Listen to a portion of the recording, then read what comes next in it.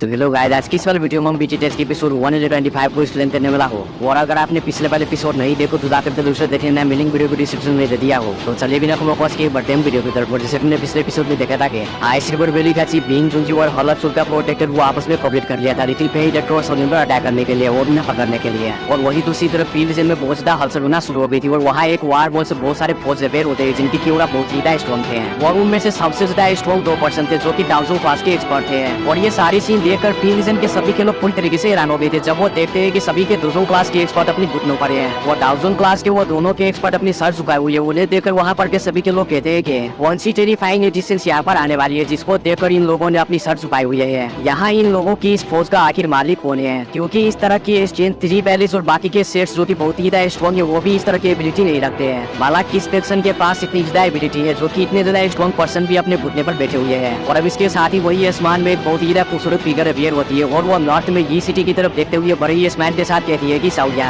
जब तक मैं एक सिंगल तुम्हारे आसपास हूँ तुम्हें कोई भी डेयर नहीं कर सकता कि तुम्हें कुछ छू सके। अगर कोई ऐसा करने की कोशिश करेगा तो मैं उसे ऑन स्पॉट किल कर दूंगी। अब एक सिंगर की ये कहते हैं यहाँ पर से सीएनसी होता और हमें सीधा साउयन और लिटिल फेई डेक्टर को दिखाया जाता है जहाँ पर लिटिल फेई डेक्टर अभी क्रोसेडर के बैठी हुई थी और वही अपना 30 साउयन भी लिटिल फेई डेक्टर के सामने ही बैठा हुआ था और वो लिटिल फेई डेक्टर को निर्वस्त्र देखकर लिटिल फेई डेक्टर की बॉडी की तरफ देखकर बहुत ही ठिठकपंथी जागने की कोशिश कर रहा था। लेकिन वो है तो एक मर्दी वाला, वो अपने सामने इतनी ज्यादा खूबसूरत लड़की को बिना कपड़ों के देखकर वो अपने आप को कैसे शांत कर सकता था। उसका छोटा भाई ना चाहते हुए भी बड़ा हुए जा रहा था, इसलिए वो खुद को इस चीज से बचाने के लिए और अपनी माइंड को डाइवर्ट होने से बचाने के लिए साउयन अपनी स्टोरेज में से ब्लैक कपड़े निकाल कर लिटिल फेई डेक्टर की बॉडी को कवर कर देता है ताकि वो डाइवर्ट ना हो। और फिर साउयन लिटिल फेई डेक्टर से कहता है कि तुम्हें थोड़ी देर और इस वैफू पुलिस गैस को अपनी ऑब्जर्वर में सप्रेस करना होगा। और ये कहकर साउयन सोचता है कि जब तक लिटिल फेई डेक्टर की सारी की पुलिस गैस उसकी ऑब्जर्वर में सप्रेस नहीं हो जाती और उसकी ऑब्जर्वर में की ये सारी की पुलिस गैस ये मोस्टर को पूरी तरीके से ऑब्जर्व नहीं कर लेते तब तक ये पूरी तरह से पुलिस डॉम में नहीं बदलेगा और ना ही वो अपनी वैफू पुलिस बॉडी प्रोसेस से कंट्रोल कर पाएगी। और अभी के लिए मैं इन सब में कुछ भी नहीं कर सकता, लेकिन फेई डेक्टर को खुद अपनी स्ट्रेंथ पर रिलाई करते हुए ये सब करना होगा और पुलिस डैम को भी खुद बनाना होगा।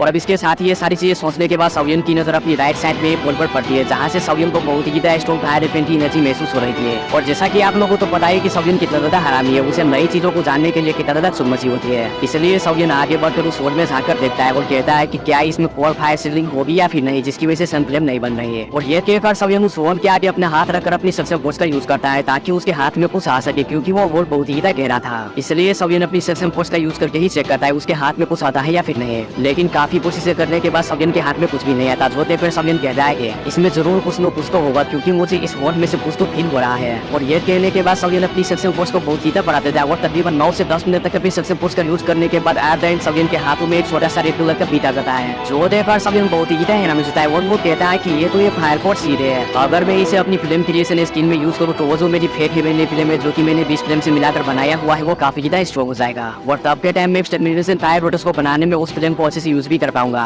और ये कहकर साउयन उस रेड कलर की फायर सीड को अपनी बॉडी में एब्जॉर्ब कर लेता है और साउयन का हेवनली फिल्म उसे जल्दी से रिफाइन भी कर देता है और रेजिस्ट भी ज्यादा नहीं करता, वो जल्दी से साउयन की life transform film fire seed से जाकर वर्ड हो जाती है, जो देखकर साउयन बहुत ही खुश हो जाता है और वो कहता है कि मैं इसे कल्टीवेट कर सकता हूँ जिससे मेरी लाइफ ट्रांसफॉर्म फिल्म बहुत ही स्ट्रॉन्ग भी हो जाएगी। और इसके साथ ही फिर साउयन उस वर्ल्ड में से बार-बार अपनी सक्सेस फोर्स का यूज करके उस कोर फायर सीलिंग को बाहर निकाला जा रहा था और उन सभी के फायर कोर सीलिंग को कल्टीवेट करके अपनी लाइफ ट्रांसफॉर्म फिल्म को स्ट्रॉन्ग किया जा रहा था। और ऐसे करते करते साउयन उस वर्ल्ड में के सभी के फायर कोर सीलिंग को अपनी सक्सेस फोर्स के जरिए बाहर निकाल लेता है और कल्टीवेट करके अपनी लाइफ ट्रांसफॉर्म फिल्म को और भी बहुत ही स्ट्रॉन्ग बना देता है। और एट द एंड जब साउयन एक बार फिर से अपनी सक्सेस फोर्स का यूज करता है तो उस वर्ल्ड में से कुछ भी नहीं था, जो देखकर साउयन कहता है कि लगता है कि मैंने इस जगह को खाली कर दिया सारी की फायर सीट को बाहर निकाल कर। और इसके साथ ही फिर साउयन सोचता है कि मुझे अपनी स्पेशल स्टील को यूज करके देखना होगा कि आखिर इस वर्ल्ड में है क्या। और ये सोचकर साउयन अपनी स्पेशल स्टील को उस वर्ल्ड के अंदर डाल देता है और जैसे ही साउयन का स्पेशल स्टील उस वर्ल्ड के अंदर जाता है तो हम देखते हैं वहाँ हर तरफ फायर भोजन फैला हुआ था, जो देखकर साउयन पूरी तरीके से हैरान हो गया था क्योंकि अगर इस फायर भोजन को कोई भी बंदा छूटे तो वो ऑन स्पॉट ही मारा जाएगा। इवन के साउयन के स्पेशल स्टील को भी इस चीज से काफी ज्यादा प्रॉब्लम हो रही थी और अभी के लिए साउयन का स्पेशल स्टील पूरी तरीके से वेली फिल्म से कवर था, लेकिन फिर भी उसे इस चीज से काफी ज्यादा खतरा महसूस हो रहा था। और इसके साथ ही साउयन कहता है कि ये तो बहुत ज्यादा शॉकिंग फायर इवेंट की एनर्जी है। अब मुझे समझ आया कि ये ग्राउंड और फायर कोड सीलिंग को प्रोड्यूस नहीं कर रहा था क्योंकि ऑल द टाइम ये ब्लॉक हो चुका है किसी चीज की वजह से। और इसके साथ ही फिर साउयन अपने चारों तरफ देखते हुए कहता है कि मुझे यहाँ पर किसी भी चीज को नहीं सहना चाहिए, अगर मैंने यहाँ पर किसी चीज को छेड़ा तो मेरे स्पेशल स्टील को यहाँ से बाहर निकलने का कोई भी रास्ता नहीं बचेगा। और ये सोचकर साउयन अपनी स्पेशल स्टील को वापस बुला लेना है, मगर तभी साउयन की उस स्पेशल स्टील की नजर वहाँ एक रेड कलर के बड़े से पोर्ट पेपर पर पड़ती है जो की काफी ज्यादा चमक रहा था, जिसे देखकर साउयन देखते ही रह जाता है और वो बहुत ही हैरान होकर कहता है कि ये तो ये कोर फायर बीट है। और लेजेंड्स के मुताबिक कहा जाता है कि ये कोर फायर बीट टायर लेवल 9 के मेडिसिनल फील्ड को भी डिफाइन कर सकता है और ये कोर फायर बीट बहुत ही 10 सालों के बाद अंडरग्राउंड पे कहीं पर बनता है। अगर ये कोर फायर बीट पास्ट में किसी के हाथ भी लगा होगा तो वो इसी सूरत पर लगा होगा कि कहीं पर वोल्केनो फटकर ये कोर फायर बीट जमीन से बाहर आ जाए और किसी के हाथे लग जाए। लेकिन अभी सविन पहला बंदा था जो कि अंडरग्राउंड जाकर इस तरह से कोर फायर बीट को हासिल करने वाला था और सविन इस कोर लाइटनिंग बीट को हासिल करके उसे रिफाइन करने वाला था, क्योंकि सविन के पास मास्टर यावा पर छोड़ा हुआ एक मेडिसिनल फार्मूला है जिसको कि यूज करके अभी सविन इस लाइटनिंग बीट को रिफाइन करने वाला था। और अब इसके साथ ही सविन सोचता है कि मैं बहुत ही लकी हूँ जो कि मेरे हाथ ये कोर फायर बीट लग गया। अब मैं इसको रिफाइन करके आने वाले टाइम में कोर लाइटनिंग बीट को बना लूंगा जो कि बहुत ही लेथल ड्रम कार्ड होगा मेरे लिए, और ये मुझे लाइफ एंड डेथ पैटर्न भी बहुत ही काम आएगा और मैं इससे खुद को डिफेंस भी कर सकता हूँ। और अब ये सारी चीजें सोचकर सविन उस कोर बीट को हासिल करने के लिए अपनी स्पेशल स्ट्रेंथ को उस कोर बीट के आसपास बड़ी तेजी से घुमाने लगता है, क्योंकि उस कोर बीट की प्रोटेक्शन रेड कलर का लिक्विड कर रहा था। और जैसे ही वो थोड़ा सा खत्म होता है तो सविन का स्पेशल स्ट्रेंथ किसी फेस टाइगर की तरह उस कोर बीट पर अटैक कर देता है उसे पकड़ने के लिए। और अभी के लिए सविन को उस कोर बीट को पकड़ने में काफी ज्यादा हिट का सामना करना पड़ता है और उसे काफी ज्यादा दिक्कत भी हो रही थी, लेकिन काफी कोशिशें करने के बाद सविन जैसे जैसे करके उस कोर बीट को पकड़ ही लेता है। और जैसे ही सविन का स्पेशल स्ट्रेंथ उस कोर बीट को पकड़ता है तो वो बड़ी तेजी से उस अंडरग्राउंड होल से बाहर निकल रहता है। और जैसे ही ये चीज उस रेड कलर के लिक्विड को महसूस होता है कि कोई स्पेशल स्ट्रेंथ उस कोर फायर बीट को यहाँ से लेकर जा रहा है तो वो लाइटनिंग के स्पीड से सविन के स्पेशल स्ट्रेंथ के पीछे पड़ जाता है। और साथ ही वो जो रेड कलर का लिक्विड था वो उस वॉल के एग्जिस्टेंस को बंद करने की कोशिश करता है, मगर उससे पहले ही सविन की स्पेशल स्ट्रेंथ उस कोर फायर बीट को लेकर जल्दी से उस वॉल से बाहर आ जाता है और अपनी आंखें खोल देता है और जल्दी से उस वॉल के एग्जिस्टेंस को स्टोन टैबलेट से बंद कर देता है ताकि वो रेड कलर का लिक्विड बाहर ना पाए। लेकिन वो जो रेड लिक्विड जो बहुत ही तेजी से उस स्टोन टैबलेट पर भी अटैक कर रही थी वो उसे हटाने की कोशिश कर रही थी, मगर वो स्टोन टैबलेट बहुत ही बड़ा और हैवी था जिस वजह से वो स्टोन टैबलेट कांप तो रहा था लेकिन वो हिल नहीं कर पा रहा। और जैसे ही सनलाइट उस स्टोन टैबलेट पर पड़ती है तो वो जो थोड़ा बहुत कांप रहा तो वो भी कांपना बंद हो जाता है और उस वॉल के अंदर जो रेड कलर का लिक्विड था उसकी सारी कोशिशें नाकाम हो जाती है बाहर आने के। जो देखकर सविन बहुत ही खुश होता है और वो कहता है कि आज मैं मरते मरते बचाओ। और अब हम देखते हैं सविन के आसपास इस कोर बीट की वजह से फायर एफिनिटी एनर्जी हर तरफ से जमा होना स्टार्ट हो गई थी, जिसे देखकर सविन कहता है कि अगर आने वाले टाइम में मैं इसके साथ ट्रेनिंग करूंगा तो मेरी हाफ ट्रेनिंग से ही मेरी स्ट्रेंथ 2 गुना बढ़ जाएगी और मुझे कभी भी फुल ट्रेनिंग नहीं करनी होगी, मेरी हाफ ट्रेनिंग से ही मेरी स्ट्रेंथ काफी ज्यादा बढ़ जाएगी। ये कोर बीट तो वाकई में ही बहुत ज्यादा मिस्टीरियस है। और इसके साथ ही भी सविन सोचता है कि मैं अपनी लाइफ ट्रांसफॉर्मिंग फिल्म में सन फ्लेम को भी ऐड करने वाला था, हाउ रिग्रेटफुल, वो अभी तक मुझे नहीं मिले। और ये सोचकर सविन परेशान हो ही रहा था तभी उसके हाथों में जो कोर बीट था उसको सनलाइट पड़ती है जिस वजह से वो कोर बीट व्हाइट कलर के फ्लेम में चेंज हो जाता है। जो देखकर सविन काफी ज्यादा शॉक हो जाता है और वो कहता है कि ये तो सन फ्लेम है लेकिन अभी इसका कलर व्हाइट क्यों है। लेकिन थोड़ी देर के बाद सविन समझता है वो सन फ्लेम इसलिए बन पाई थी क्योंकि इस कोर बीट में बहुत ज्यादा फायर एफिनिटी एनर्जी है और जब तक ये एनर्जी इस कोर बीट में रहेगी तब तक ये ऐसे ही सन फ्लेम को प्रोड्यूस करता रहेगा।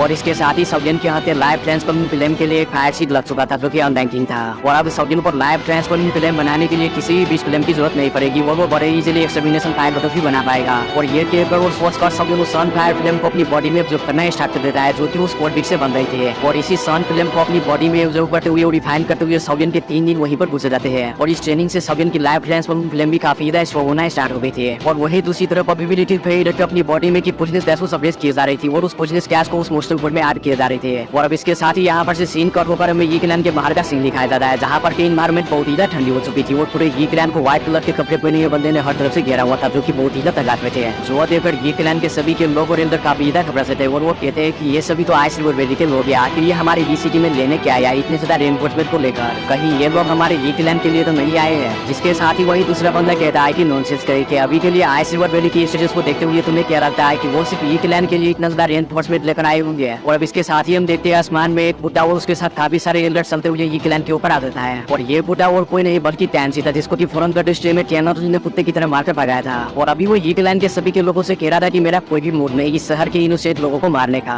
इसलिए जल्दी से वो सोलफुट में इस लेडी को हमारे हवाले कर दो वरना तुम लोगों के लिए बहुत ही बुरा होगा। और वही टैंसी के साथ एक बुड्ढा खड़ा था जिसके की बाल पूरी तरीके से सफेद थे और वो काफी स्पेन कर रहा था जिसे देखकर टैंसी भी डर रहे थे। और ये बंदा और कोई नहीं बल्कि आइस रिवर वैली का फर्स्ट लेयर था और टैंसी सेकेंड लेयर। और वही दूसरी तरफ इस बुड्ढे को देखकर वहाँ पर के सभी के लोग काफी ज्यादा हैरान थे और वो सभी कह रहे थे कि ये तो आइस रिवर वैली का फर्स्ट लेयर है जिनका की नाम ध्यानस्वान जी है। और सुनने में आया है कि इस बंदे ने डाउटल क्लास का ब्रेक तो 10 साल पहले ही कर लिया था और लगता है कि आज ये लोग स्टडी को पकड़ने के लिए किसी भी हद तक जाने वाले हैं। और वही ये क्लैन के लीडर ये जो उनके साथ जो एल्डर्स थे वो इन सब चीजों को देखकर काफी ज्यादा डर चुके थे और बहुत ज्यादा हैरान भी थे। और अभी के लिए ये जो इतने सारे रेनफोर्समेंट को देखकर उसका मुंह खुला का खुला रह गया था और वो कांपते हुए कहता है कि टैनस्वान जी वो टैंसी आखिर ये मेरे क्लैन में लेने के आया है। और इसके साथ ही फिर वो कहता है कि वोइटफुल विटनेस लेडी आखिर ये वोइटफुल विटनेस लेडी हमारे क्लैन में कहाँ रही। तभी वो अपने दिमाग को थोड़ा जोर डालकर सोचता है कि आइस रिवर वैली के लोग कहीं सविन के ग्रुप के पीछे तो नहीं और उसके साथ जो व्हाइट बालों वाली लड़की थी वो कहीं वोइटफुल विटनेस लेडी तो नहीं है। अब ये चीज सोचने के बाद ये जो थोड़ा काफ से जाता है और वो कहता है कि लगता है कि मैं कुर्बी मिल गया वो सविन है। तभी उसके पीछे से क्या हो जाती है जो कि कह रहे थे कि तुम लोगों को इतना ज्यादा पैनिक होने की कोई भी जरूरत नहीं है क्योंकि हम लोग तुम्हें इन आइस रिवर वैली के कुत्तों से लाइफ और डेथ बैटल करने के लिए नहीं कह रहे हैं। और बातों ही बातों में वो यूजोंग से बहुत कुछ कह देता है और ये और कोई नहीं बल्कि अपना टियानोजुनी था, जो कि कुछ कहने से पहले जरा सा भी नहीं सोचते हैं। और इधर यूजोंग टियानोजुनी की तरफ देखकर थोड़ा बहुत हैरान हो जाता है और वो वहीं पर चुपचाप खड़े हो जाते हैं, क्योंकि अभी के लिए यूजोंग लाइट सिल्वर वैली को फेन तो नहीं कर सकता था और ना ही उसके सामने जो टियानोजुनी खड़ी थी उसे वो फेन कर सकता था। और अब इसके साथ ही इधर अपने टियानोजुनी आसमान में टियानस्वान जी की तरफ देखकर कहता है कि तो अच्छा ये है दादू क्लास का एक्सपर्ट, आखिर इन लोगों ने हमारे लोकेशन को कैसे पैन कर दिया। और ये कहकर टियानोजुनी जब अपने पीछे मुड़ पर देखता है तो वहाँ एक बिल्डिंग पर सोबियन खड़ा था, बिल्कुल हीरो वाली एंट्री के साथ। जो देखकर टियानोजुनी काफी ज्यादा खुश होता है और वो सोबियन से कहता है कि अभी के लिए लीजिए फिर डॉक्टर की क्या हालत है, क्या वो ठीक हो गई और वो फाइट करने के काबिल है। जो सुनकर सोबियन कहता है कि हो सकता है लेकिन वो अभी के लिए फाइट नहीं कर सकती है। और इसके साथ ही फिर टियानोजुनी सोबियन से कहते हैं कि इस बार आइस सिल्वर वैली ने वाकई में ही बहुत ही ट्रबलसम पीपल को यहाँ पर भेजे हैं और ये जो वर्ल्ड फेरो टैंसी के साथ खड़े हैं ये मेरे साथ फाइट कर तो ये मुझे थोड़ा डिले कर सकता है, क्योंकि ये भी एक डाउजन क्लास का एक्सपर्ट है और अभी के लिए ये सिचुएशन हमारे लिए बहुत ही खराब होने वाली है, क्योंकि जब मैं फाइट में बिजी होऊंगा तो ये जो टैंसी है जो कि डाउजन क्लास के पीक का एक्सपर्ट है वो तुम पर अटैक कर सकता है और तुम उससे बहुत ही मुश्किल के साथ फाइट कर पाओगे, क्योंकि अभी के लिए तुम डाउजन क्लास के 2 स्टार का एक्सपर्ट हो और वो डाउजन क्लास के 9 स्टार के पीक का एक्सपर्ट है। और तो और आइस रिवर वैली के साथ बहुत सारे दूसरे स्ट्रॉन्ग एक्सपर्ट्स भी मौजूद है जो कि डाउजन क्लास के एक्सपर्ट्स है। अब टियानोजुनी की ये सारी बातें सुनकर सोबियन अपना सर हाँ मिला देता है और इसके साथ ही वो सोचता है कि इन हार्ड बोन्स को यानी कि हड्डियों को खाने के लिए हमें भी थोड़ी बहुत प्राइस पे करनी होगी, क्योंकि ये सारी सिचुएशन काफी ज्यादा मुश्किल हो गई है। और अब इसके साथ ही सोबियन अपने पीछे मुड़कर ये क्लैन के फर्स्ट लीडर यीजोंग से कहता है कि अभी के लिए आप प्लीज रेस्ट शॉर्ट हो जाए और परेशान ना हो, क्योंकि ये मैटर हमारी ग्रुप की वजह से क्रिएट हुआ है और हमें इसे सोल्व करेंगे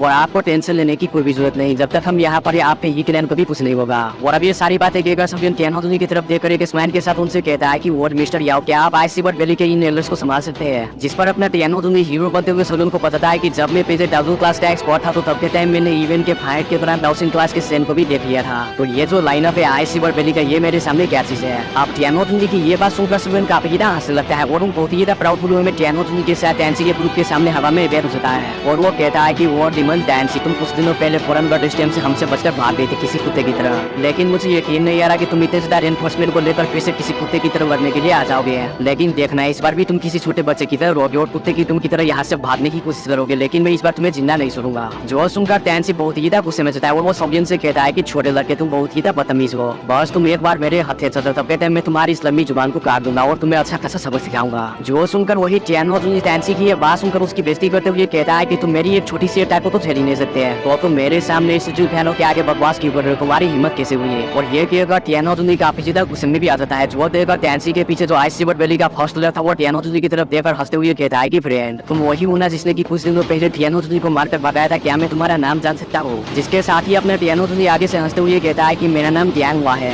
जो सुनकर आइस रिवर वैली का फर्स्ट लीडर बहुत ही फ्रेंडली चैट करते हुए कहता है कि तो अच्छा आपका नाम टियानोजुनी है, तो मैं भी अपना इंट्रो दे देता हूँ। मैं आइस रिवर वैली का फर्स्ट लीडर और मेरा नाम टियानस्वान जी है। और फिर वो बहुत ही अच्छी तरीके से टियानोजुनी से कहता है कि फ्रेंड आज का ये जो मैटर है ये मेरे आइस रिवर वैली और उस पुलिस लेडी के पीछे है। अगर आप एग्री हो तो मैं आपको कहना चाहूंगा कि प्लीज इस मैटर में इंटर्न ना करे, यानी कि टांग ना रहे। जो सुनकर टियानोजुनी फुट पर हंसने लगते हैं और वो अपना सर नाम में लाते हैं। और जब टियानस्वान जी टियानोजुनी को नाम में सलाते देखते हैं तो वो भी आगे से हंसते हुए कहता है कि अगर ये बात है तो मैं आपको रोकूंगा ही। जिस पर टियानोजुनी कहता है कि बुढ़े गए कि तुम्हें रोका कौन है, आ जाओ ना फिर। और अभी तक टैंसी जब देखता है कि फाइट होने वाला है तो वो सोबियन से कहता है कि तुम्हारी वो फुट पुलिस लेडी कहाँ पर है, क्या वो फिर से छुप गई। और हाँ मैं तुम्हें बता दूं कि सिटी के चारों तरफ मेरी आइस रिवर वैली ने सिटी लॉगिंग फॉर्मेशन बनाई हुई है, जिसकी वजह से यहाँ से कोई भी नहीं भाग पाएगा। तो अभी के लिए तो उस लेडी से कह दो कि बाहर आ जाए और उसने जो भागने की जो सोच सोची है उससे छोड़ दे। और ये कहकर टैंसी सोबियन से कहता है कि अगर तुम ऐसा नहीं करना चाहते तो मैं भी देखता हूँ कि आज तुम्हें यहाँ पर मुझसे बचाने के लिए कौन आएगा। तभी उसके पीछे से कहा जाती है जो कि कह रहा था कि एल्डर टैंसी ये लड़का सोबियन मेरे हॉल ऑफ सोल का टारगेट है, क्या मैं जान सकता हूँ कि आप इसे हमारे हाथों छोड़ सकते हैं या नहीं। जिसके साथ ही वहाँ पर एक डार्क लड़की फोके बैठ जाती है और वो हंसते हुए टैंसी के आसपास बुलने लगता है। और इधर सोबियन जो कि पहले बड़े ही आराम से खाना था और उसे टैंसी जैसे बंदे से भी डंडा भी फटने पड़ा। जब वो हॉल ऑफ सोल के बंदे को देखता है तो वो बहुत ही गुस्से में जाता है और उसकी एक्सप्रेशन बहुत ही डेंजरस हो जाती है और उसके आंखों से भी बहुत ही किलिंग इंटेंट निकलने लगता है और कहता है कि हॉल ऑफ सोल। तभी वो हॉल ऑफ सोल का टट्टी यानी कि टट्टू आगे से कहता है कि काफी साल हो गए हम दोनों को मिले हुए हैं और लास्ट टाइम जब मैंने तुम्हारे टीचर को पकड़ा था तो तुम तो 1 क्लास के पीक के एक्सपर्ट थे, लेकिन अब तो तुम 200 क्लास पर पहुंच गए हो। आखिर तुमने इन चंद सालों में ही 200 क्लास का बेतुल कैसे कर लिया। लगता है कि तुम्हारी टीचर की आई साइट बहुत ही शार्प थी डिसेबल सुनने में, मगर बात जो भी हो उसकी आई साइट कितनी भी ज्यादा तेज क्यों ना हो, लेकिन वो इस प्रोटेक्टर के हाथों पकड़ा गया था पिछले चंद सालों पहले।